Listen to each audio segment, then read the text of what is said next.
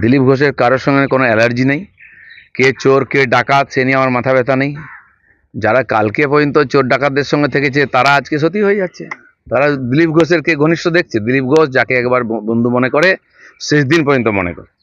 তাই কালকে যারা শত্রু ছিল টিএমসিতে তারা আমার বন্ধু হয়েছে, আমি এখনো তাদেরকে বন্ধুই মনে করি।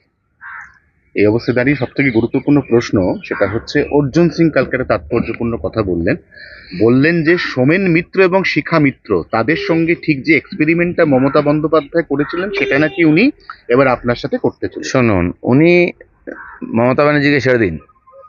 আমি যখন মমতা ব্যানার্জির চোখে চোখ রেখে লড়াই করি 15 সাল থেকে, তখন এই নেতারা মমতা ব্যানার্জির কোলে খেলাধুলা করতেন, তার বাড়িতে গিয়ে এঁঠো কাটা খেতেন, নাস্তা করতেন, বাড়ির সামনে লাইন দিয়ে বসে থাকতেন।